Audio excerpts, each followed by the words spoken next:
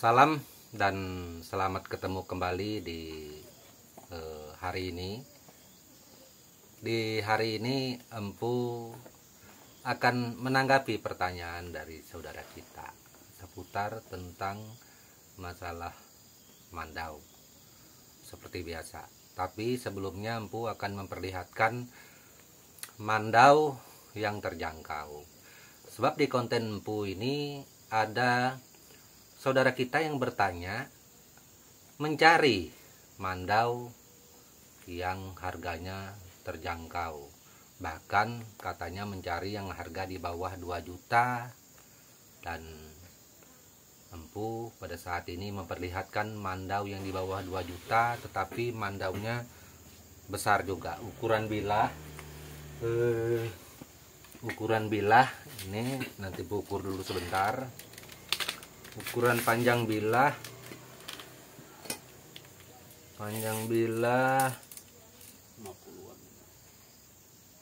kurang lebih 50 cm. Ini ukuran bilah 50 cm. Mandau lumayan besar mandaunya. Nah, jadi mandau ini mandau yang terjangkau nih. Tuh, gagangnya juga bagus, ukirannya, sarungnya juga bagus tuh bentuknya.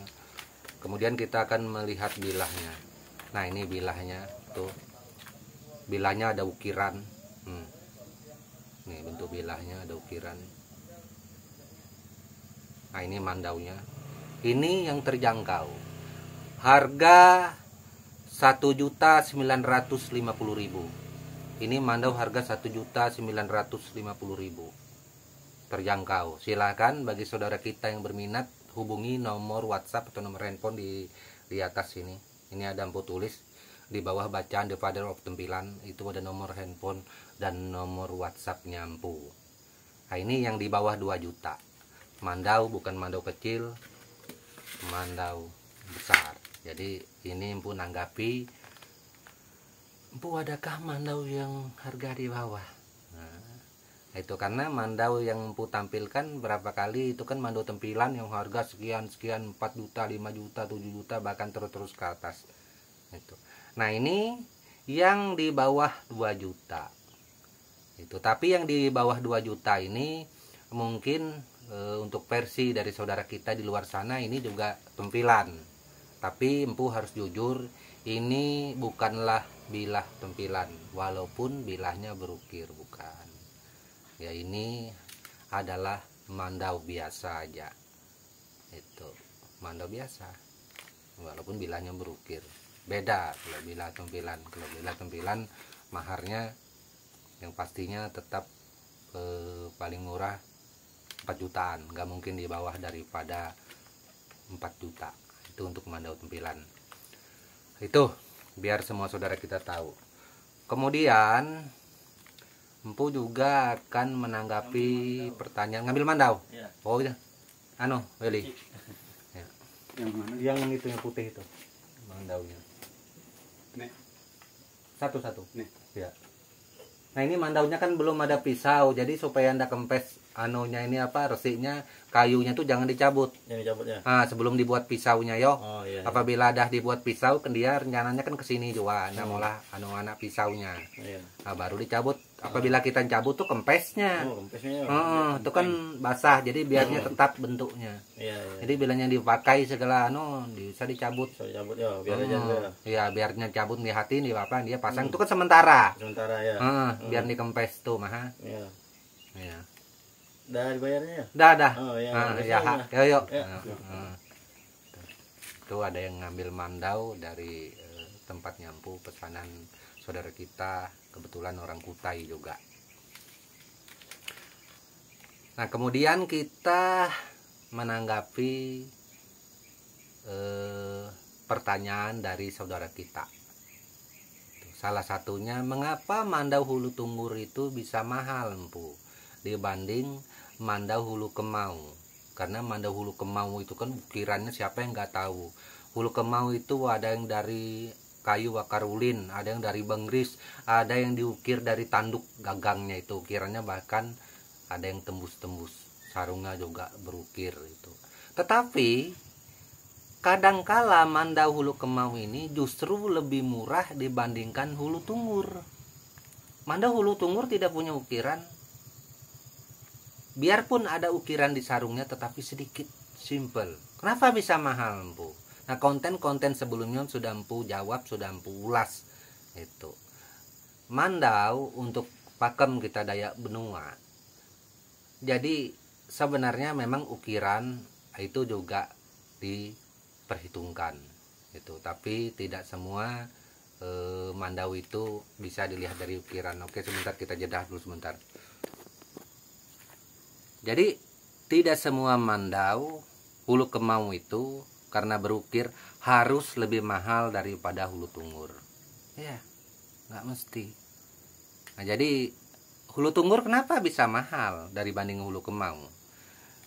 Karena Hulu Tungur ini dia lebih diperkuat dari estetikanya daripada Mandau Hulu Tungur. Dan Mandau Hulu Tungur umpamanya dari sisi sarungnya, dari sisi gagangnya, sulatannya, bilahnya, tali belawitnya, semua itu harus kelihatan elegan, ukirannya sedikit dan mumpuni. Itu banyak ulasan Empu yang menjelaskan tentang masalah Hulu Tungur. Jadi jangan heran ketika memaharkan Mandau dari Empu, umpamanya Mandau Hulu Kemau 8 juta, maharnya Hulu Tungur bisa 12 juta. Banyak kelebihannya, bisa lebih mahal. Nah, itu sudah Empu jelas. Kadang-kadang Hulu Tungur ada juga yang murah, Hulu Kemau mahal. Nah, seperti itu. Tetapi pada dasarnya kalau bicara Mandau Tempilan yang khusus khas Tempilan, saya sudah katakan tidak ada Mandau Tempilan itu yang maharnya 1 juta. Khusus 9, terutama Mandau kami pada Dayak Benua. Empu tetap tidak bicara pada Mandau daripada suku Dayak kita saudara lain. Kalau bicara Dayak ini kan luas sekali dan sangatlah besar. Ini untuk Mandau. Mandau Hulu Tungur itu kan sudah Empu ulas juga, bahwa Mandau Hulu Tungur adalah Mandau para kesatria Dayak Benua dulu di dalam melakukan peperangan, di dalam melakukan sebuah pertempuran ataupun pertahanan diri. Mandau Hulu Tungur ini sangat luar biasa di zamannya. Mandau Hulu Tungur ini sangat banyak sekali memakan korban di zamannya. Makanya itu kalau bercerita masalah Hulu Tungur ini luar biasa, dan banyak ulasan Empu yang menjelaskan masalah Hulu Tungur ini juga. Itu sehingga Hulu Tungur menduduki peringkat yang sangat diperhitungkan di dalam Mandau Dayak Benua. Sedangkan di kampung Dayak Benua sendiri, apabila seseorang keluar rumah memakai Mandau Hulu Tungur, maka biasanya itu patut dicurigai. Pak, kok bisa dicurigai, Empu? Ya, karena sifat daripada Hulu Tungur adalah sifat pembunuh. Makanya itu ketika seseorang keluar membawa Hulu Tungur, orang akan bertanya-tanya, ini marah sama siapa? Ini mau membunuh siapa? Atau ini mau perang dengan siapa? Meski hal seperti itu tidak dilakukan lagi, tetapi itulah kenyataannya. Hulu Tungur dicap atau ditandai bahwa Hulu Tungur ini adalah Mandau yang dianggap paling jahat. Ya, kenapa dianggap paling jahat? Karena dia kesannya kalau Hulu Tungur ini membunuh. Ya, tidak ada persahabatan di dalam Mandau Hulu Tungur. Siapa bilang Mandau Hulu Tungur bukan persahabatan? Mandau Hulu Tungur bukan mencirikan seseorang keturunan bangsawan, bukan mencirikan daripada derajat seseorang bahwa dia adalah seorang sumpamanya Tumenggung atau seorang Manti. Nggak ada Hulu Tungur sistem itu. Hulu Tungur adalah kesatria, tujuannya adalah membunuh. Nah, inilah daripada tentang Hulu Tungur. Ini juga sudah Empu perjelas lebih jauh tentang masalah Mandau Hulu Tungur.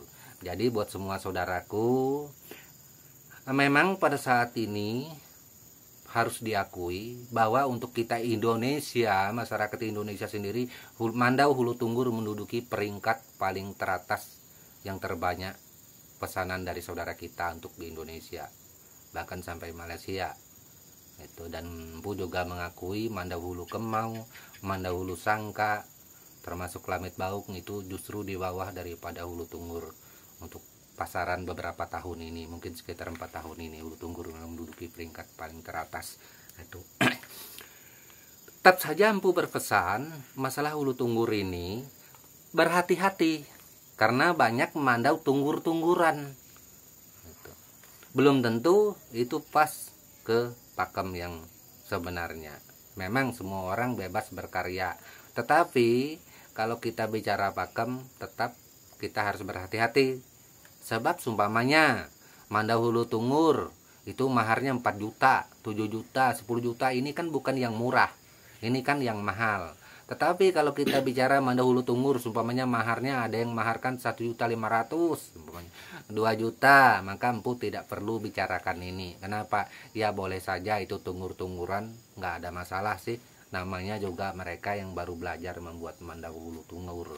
Seperti itu. Tetapi ketika bicara tentang masalah pakem, tentang masalah daripada hulu tunggur ini, bahwa ini adalah hal yang luar biasa, tetap itu pakem harus dinilai. Itu apalagi keistimewaan daripada hulu tunggur.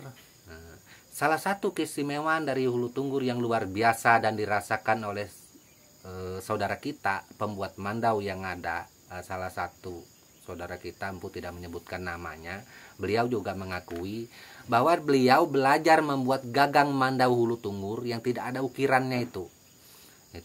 Beliau berusaha membuatnya dengan menonton videonya empu, bahkan melihat langsung gagang mandau hulu tunggur yang ada. Tetapi 10 kali beliau membuat itu, 10 kali menurut beliau itu salah semua dan beliau buang. Ya, gagangnya dibuang 10 biji sia-sia. Itu karena beliau melihat gagang yang beliau buat ketika selesai itu tidak sama. Ya, nah inilah kerumitan daripada hulu tunggur, tidak berukir tetapi dia sangat spesifik sekali, nggak bisa selisih walaupun sedikit. Nah ini luar biasa hulu tunggur, dan ini dirasakan oleh saudara kita yang pada saat ini beliau juga melakoni membuat hulu tunggur untuk pengalaman daripada beliau tersebut.